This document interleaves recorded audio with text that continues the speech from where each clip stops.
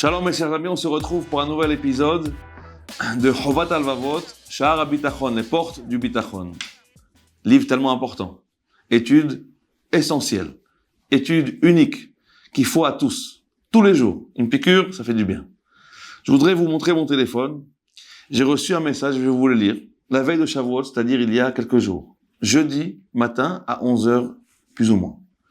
Il me dit en hébreu, je vous le traduis directement. Bonjour Rav, je voudrais vous parler, c'est important.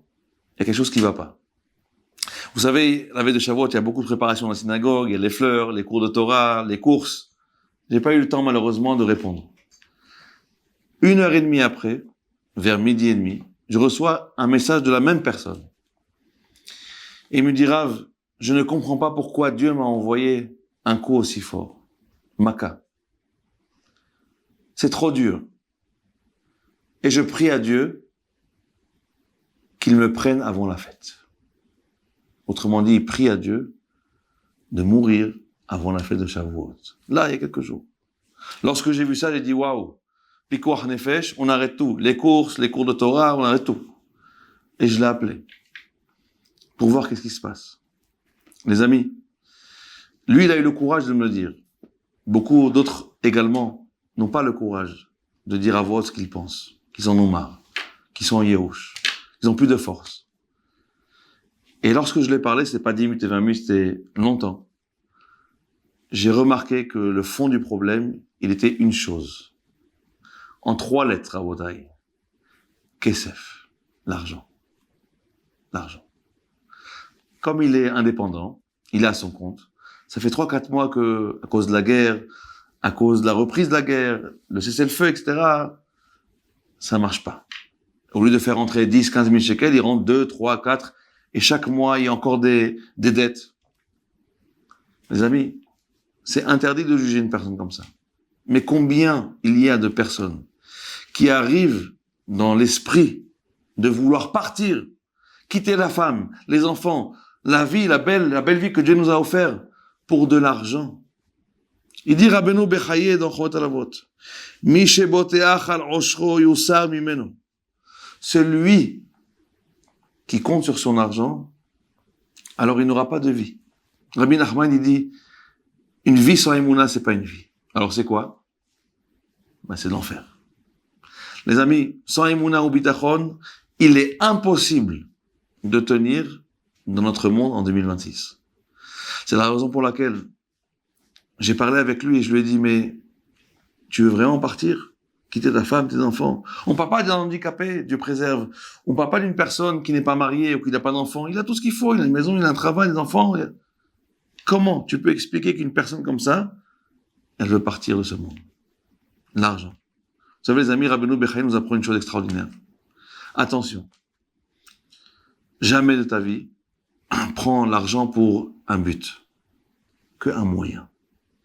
Si tu en renverses le moyen en un but et le but en un moyen, ta vie, elle est foutue. Il dit, Dieu, je veux que tu vives avec Simcha, je te donne un monde extraordinaire.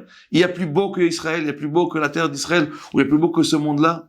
Et toi, tu veux quitter ce cadeau-là à cause de l'argent. Les amis, vous travaillez tous les jours au bureau. Pourquoi vous allez au bureau? Pourquoi vous allez au travail? À quoi ça sert? Va kiffer.